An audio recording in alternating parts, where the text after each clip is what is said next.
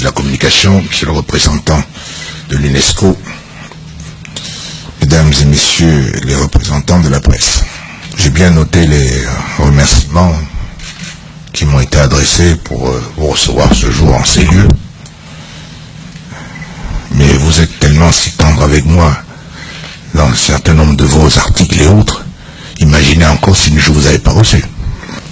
Mais nous avons l'habitude de nous retrouver ensemble, donc ce n'est pas quelque chose d'exceptionnel que j'ai fait là.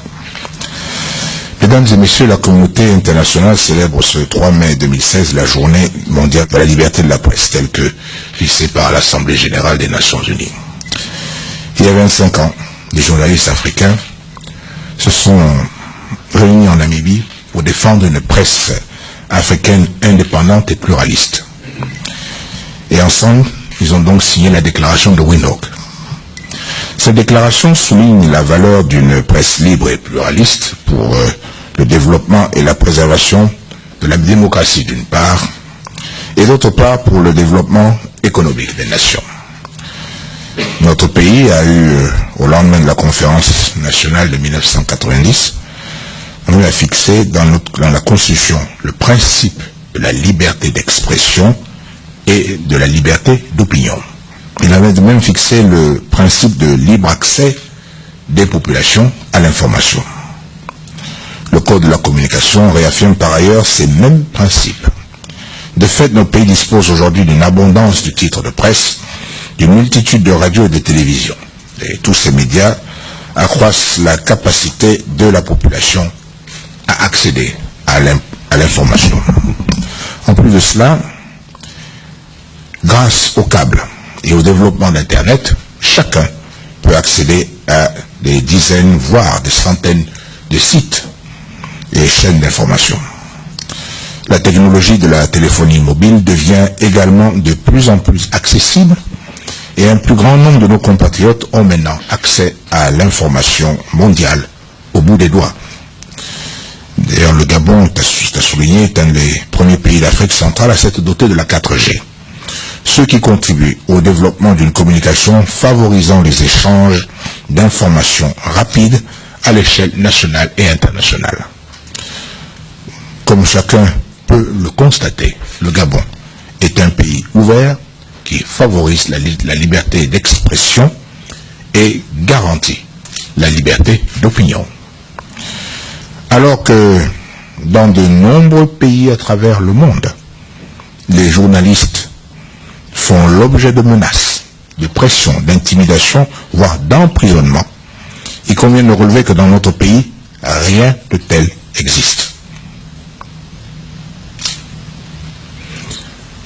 Et malgré ça, certains d'entre vous me traitent de dictateur.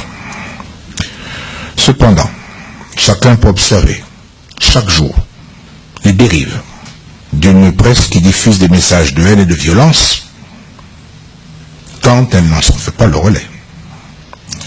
Les organes de presse sont devenus des lieux de règlement de compte, des espaces pour diffamer et calomnier l'adversaire politique. Alors que la Constitution et les autres lois de la République garantissent le libre accès des populations à l'information, c'est plutôt aujourd'hui à la désinformation et à la manipulation que les citoyens gabonais se trouvent confrontés. Les journalistes préfèrent laisser libre cours à leurs propres opinions au détriment des faits qui seuls doivent intéresser le citoyen.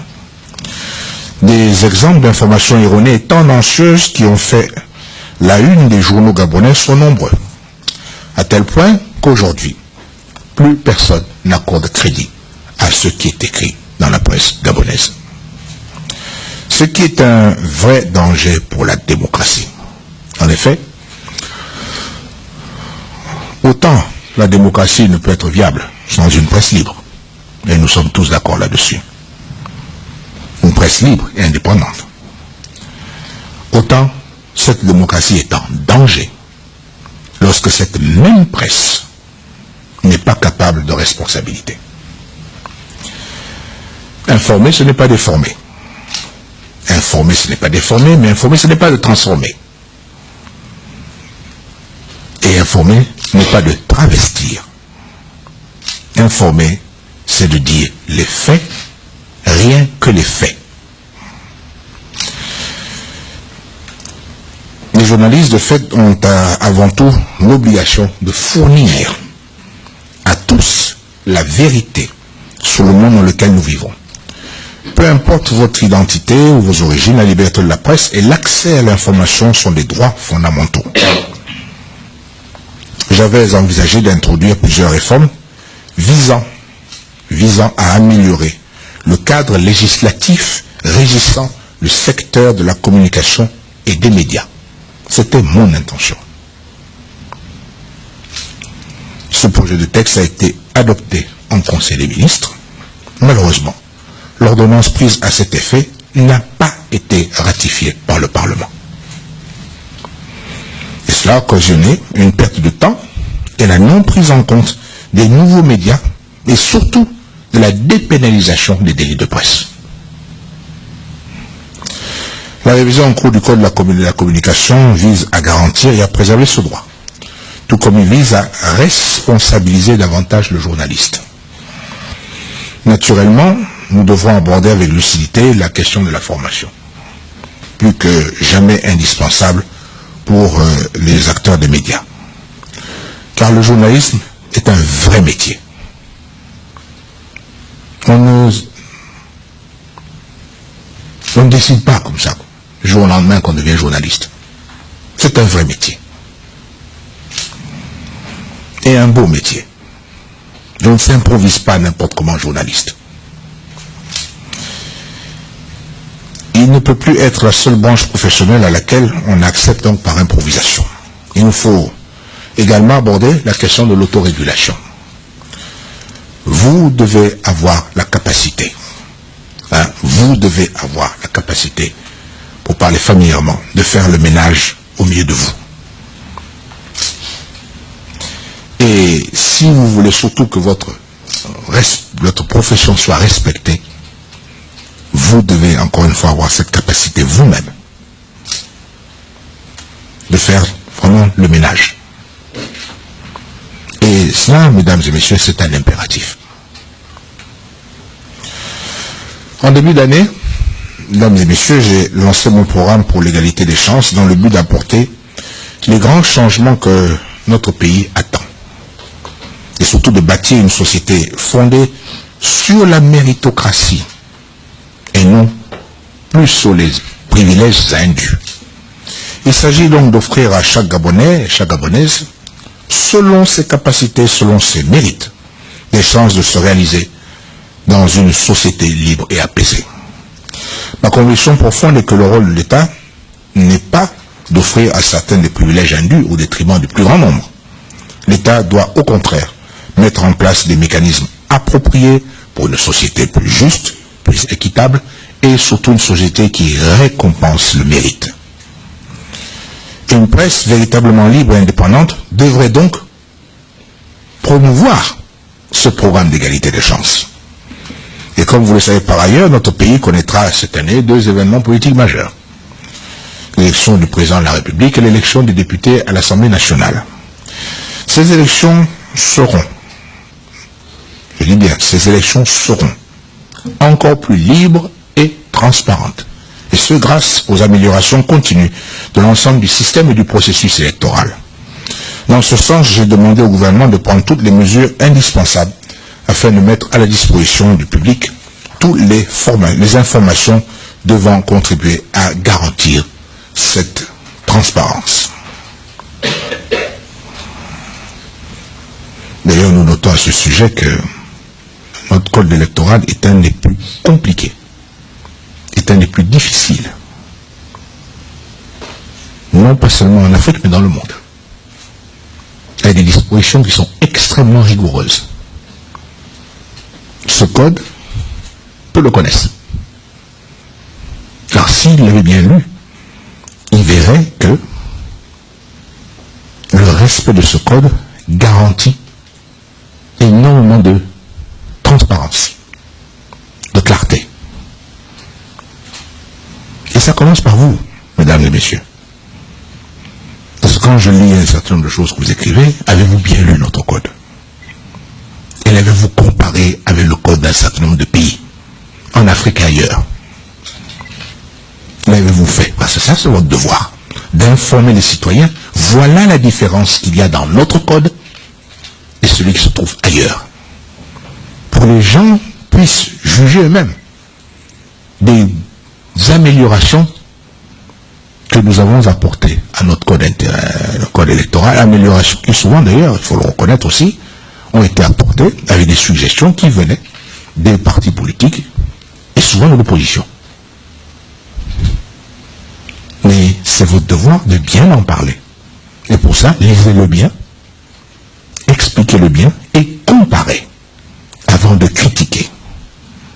Peu de pays n'ont un code aussi rigoureux que le nôtre. Les délégations donc, de l'Union européenne, de l'Union africaine et de l'Organisation internationale de la francophonie sont déjà à pied d'œuvre aux côtés des acteurs du processus électoral pour s'assurer que donc, nos élections se rouleront conformément aux lois et règlements en vigueur dans notre pays. Je viens de vous dire, vous devez jouer un rôle important pour informer, mais aussi pour apaiser les tensions, avant, pendant et après les élections. Les journalistes doivent de même contribuer à garantir la liberté et la transparence de cette élection. C'est donc dans ce cadre que le Conseil des ministres a récemment autorisé le gouvernement à travailler avec les partenaires multilatéraux pour mettre en place des modules de formation pour les journalistes à partir du mois de juin. Ces formations sont indispensables pour aider les acteurs des médias à comprendre le processus électoral et à bien couvrir les élections. L'autre responsabilité de la presse en cette année électorale est de ne pas encourager les tensions. La presse doit au contraire éviter de véhiculer les discours de haine, des appels à la violence ou à la guerre civile. La presse doit se montrer plus responsable que certains acteurs politiques. Car à la différence d'eux, vous n'êtes pas habité par la soif de pouvoir. Et ceux qui sont souvent habités par la soif de pouvoir sont prêts à toutes les dérives. Mais ce n'est pas pour autant que vous devez les relayer.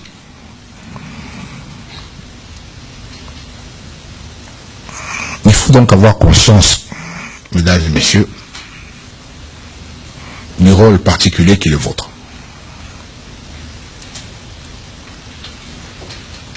Toute fonction, activité qui donne un pouvoir exige en contrepartie que ce pouvoir, on l'exerce de manière responsable. Il y a une chose qui est très importante dans la vie, c'est la réputation que l'on a. Et la réputation d'un être humain, de chacun d'entre nous, c'est comme une seconde peau. Et même que vous ne pouvez pas changer votre peau, si vous n'y prenez garde, vous ne pourrez pas changer votre réputation. Notre réputation. Et là, je dis que, en tant que chef de l'État, qui représente le pays, dedans comme à l'extérieur, nous avons un problème. Vous avez un problème. Et ça commence par la crédibilité. Quelle est l'ambition de chacun d'entre vous? Quand vous avez commencé ce métier, un noble métier, vous avez eu une ambition. Cette ambition, c'était d'être une bonne journaliste. Et ces grands journalistes dont on parle.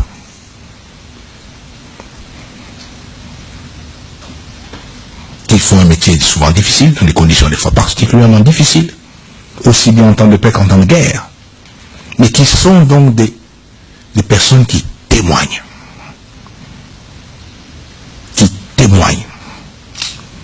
de ce qu'ils voient, de ce qu'ils entendent, et dont ce témoignage-là rentre dans l'histoire.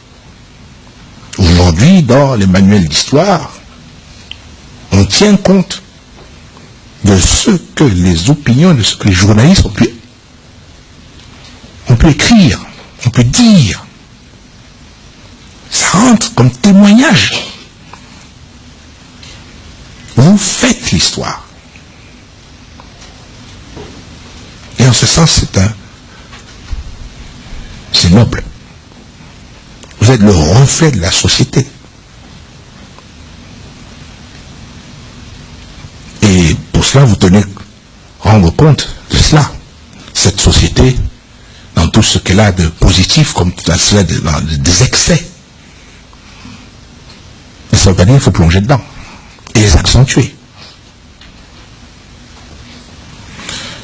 Aujourd'hui, la presse communément appelée le quatrième pouvoir donne à chaque journaliste une importance, surtout dans le monde d'aujourd'hui. Et beaucoup de journalistes se rêvent à se dire qu'un jour, au cours de leur carrière, qu'ils puissent aussi marquer des événements importants et des reportages importants, cette carrière-là. On peut dire que il y a eu un avant et un après Watergate. Il y a eu un avant et un après. Mais regardez ces deux journalistes du Washington Post, Woodward et Bernstein. Le reportage qui a été le leur a mis en évidence un certain nombre de choses qui se passaient, qui est arrivé à faire démissionner le président des États-Unis d'Amérique. Mais ils l'ont fait comment? Enquête minutieuse. Ils n'ont pas eu besoin d'injurier. Ils n'ont pas eu besoin de haine. Ils n'ont pas incité à la violence. Et pourtant, ce qu'ils ont écrit a amené un président à démissionner. Et c'est pourquoi? Parce qu'ils s'en sont tenus aux faits. Ils ont rapporté les faits et la vérité. Et c'était implacable. Les faits étaient tels qu'un président a dû démissionner. Mais on n'a pas injurié sa famille. On n'a pas injurié ses amis. Ni même son parti politique. Il n'a été rapporté que les faits. Il y a eu d'autres affaires comme cela.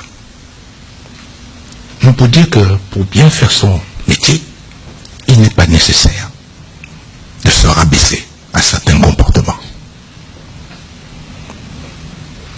Si vous voulez donner vos opinions et que vous avez des opinions fortes, politiques, mais engagez-vous dans la politique. Venez nous retrouver sur le terrain. Mais votre rôle n'est pas cela en tant que journaliste. C'est pas ça. Alors on me dit oui, les journalistes ont des difficultés, éprouvent de grosses difficultés, ce qui les amène à certains comportements. Très bien. Certains d'entre vous se mettent à la solde de nous autres politiciens. Mais vous vivez tant que le politicien est content. Et comme le politicien, il en veut toujours plus, il va toujours exiger plus de vous. Mais lui, il est bien caché derrière. C'est vous qui perdez votre réputation. C'est vous qui vous ridiculisez. C'est vous qui êtes la marionnette du politicien. Et qui, résultat, l'excès devient ridicule, n'intéresse plus personne. On ne regarde plus vos journaux. Donc vous avez encore moins de ventes. Donc moins de revenus. Et comme à un moment les journaux ne se lisent plus, le politicien, qu'est-ce qu'il dit? Bon, pourquoi je vais continuer à payer son journal, on ne lit même pas. Il tourne le dos et s'en va ailleurs. Cherchez peut-être d'autres journalistes ou d'autres journaux. Mais vous qui l'avez suivi, maintenant vous êtes où? Qu'avez-vous gagné? Mauvaise réputation, baisse au niveau donc des recettes, parce qu'on ne lit pas le journal.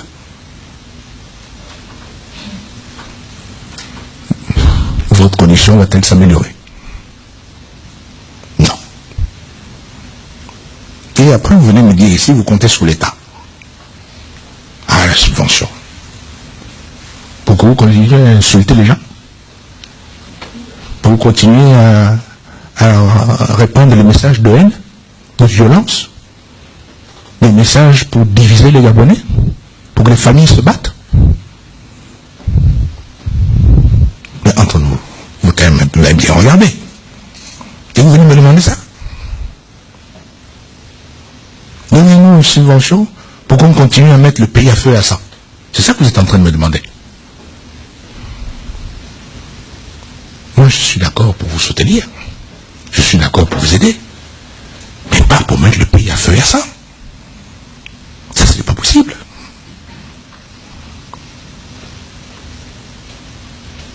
Il y a des compatriotes qui ont des besoins. Et nous reprochons cela. Et d'ailleurs, parlant de compatriotes, que ce soit nos compatriotes, que ce soit à l'intérieur du pays comme à l'extérieur, tout le monde est fatigué du ton de notre presse. Ça devenait même un objet de plaisanterie. Même quand je vois des collègues, ça devient un objet de plaisanterie. Ah, qu'est-ce qu'ils ont encore dit cette fois-ci? Qu'est-ce qu'ils ont encore fait cette fois-ci?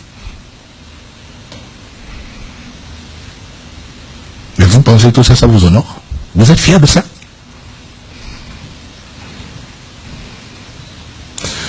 Nous autres politiciens, nous faisons assez de bêtises, hein, des vrais. Pour que vous puissiez parler de cela. Hein. Pas besoin d'en rajouter. Entre ce qu'on vous promet et ce qu'on réalise, regardez nos programmes. Analysez ces programmes. Il y a suffisamment à dire. Hein. Le bilan des uns et des autres, il y a suffisamment à dire là-dessus. Il y a suffisamment à dire. Vous avez matière. Vous les critiquez, il y a matière. Mais cessez de vous faire utiliser, manipuler. Et pour gagner quoi? Quel intérêt? Alors, un minimum de patriotisme pour votre pays. Et de ne pas le traîner dans la boue. Vous traînez le pays dans la boue, vous êtes vous-même dans la boue. Aimez-vous dans la boue? Parce que vous croyez qu'en traînant les autres dans la boue, vous-même vous restez propre. Ça ne va pas vous toucher. On est tous dans la boue. Tous. Et comme pourtant je dis, pourtant il y a matière à critique. Moi je ne vous ai jamais demandé de ne pas critiquer, je vous dis qu'il y a matière. Entre les paroles et les actes, il y a déjà matière. Avec les bilans, il y a matière. Et en vous spécialisant dans un certain nombre de domaines, vous allez voir, il y a matière.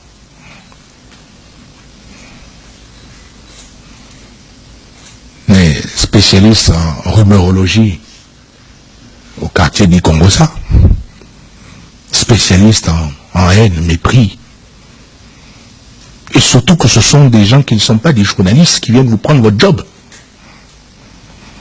Parce que ceux qui ont été formés pour cela voient d'autres qui se prétendent, eux, être journalistes, qui viennent noircir le job. Et tout ça, vous accompagnez ça d'un silence. Mais ce silence, il devient coupable. Encore une fois, rien ne se construit dans la violence, dans les injures, dans la haine et dans la diffamation. Rien ne se construit.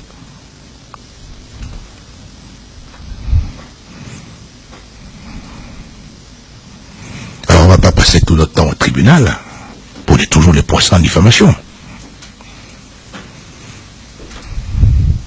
Mais de notre côté, on ne peut pas continuer aussi à laisser les familles être injuriées, insultées.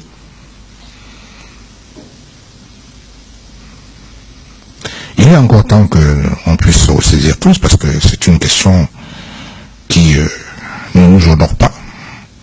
Et c'est collectivement que nous allons payer pour cela.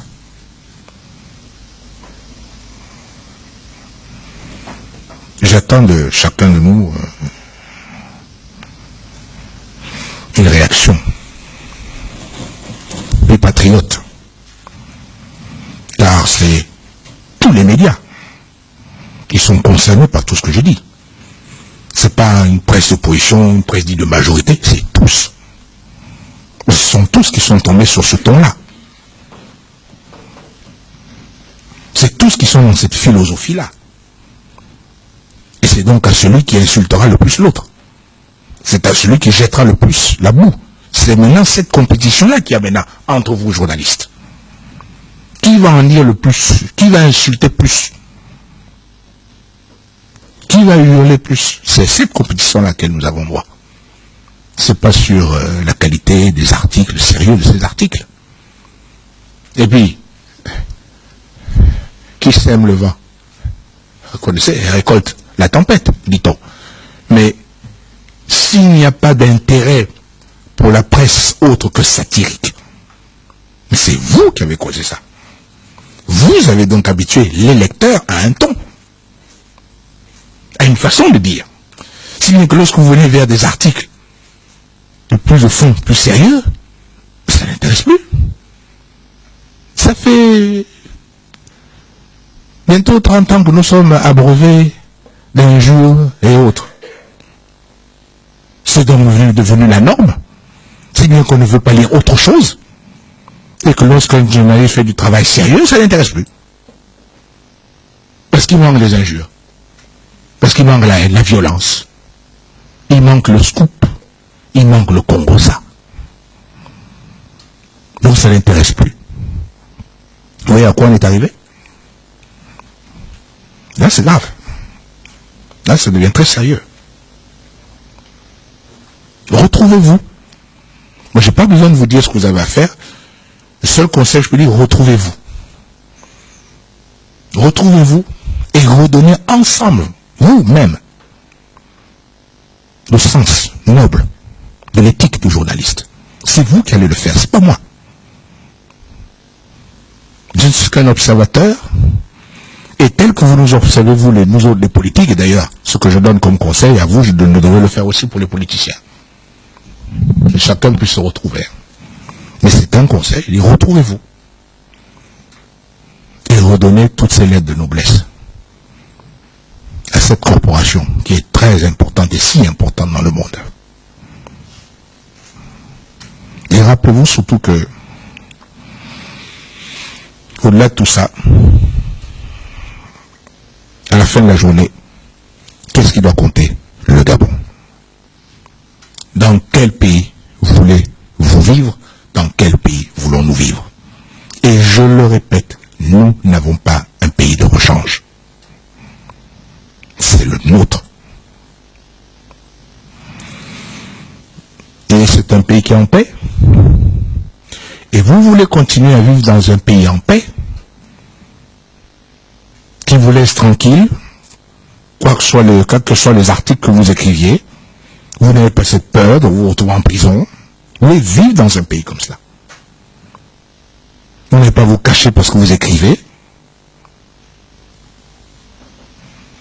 Parce que je dis ça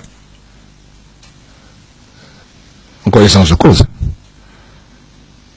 Un certain nombre aujourd'hui qui se disent les champions de la démocratie, quand on écrivait sur eux, quand il y avait des articles, certains de vos prédécesseurs, journalistes, devaient se cacher. Hein. Ils n'étaient pas aussi tolérants qu'ils veulent bien le laisser entendre aujourd'hui. Hein.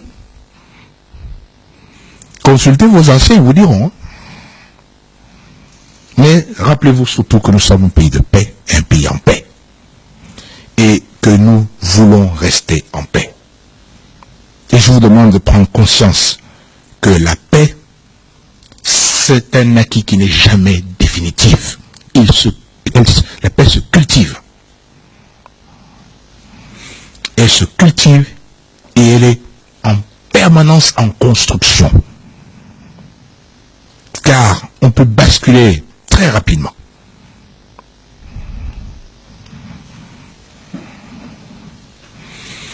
Mais pour rester en paix, pour vivre en paix, chacun d'entre nous doit y contribuer.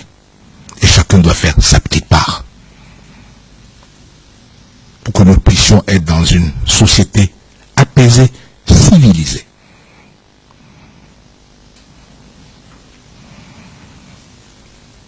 Non seulement je vous remercie pour votre attention, mais en tant que Gabonais, je compte sur vous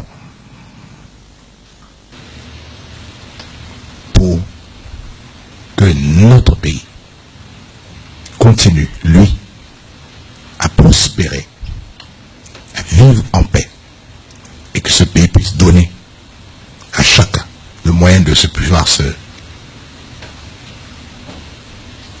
s'exprimer et se réaliser.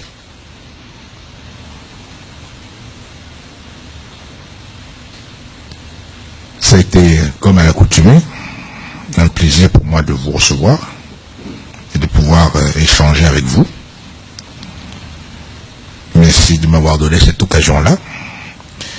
Et je vous rappelle que, malgré la situation, malgré tout ce qui est dit, entre vous et nous autres, divorce interdit. Nous sommes liés. On va continuer. On est ensemble. Bon. Donc, les scènes de ménage, il faut quand même que ça baisse un peu. Hein. C'est tout ce que je vous demande. Hein. Parce qu'il faut que la maison reste en paix. Et pas que l'un mette le feu. C'est très important pour notre pays, pour sa jeunesse, pour son avenir. Que Dieu bénisse notre pays, je vous remercie. Nous vous remercions très respectueusement, Monsieur le Président de la République.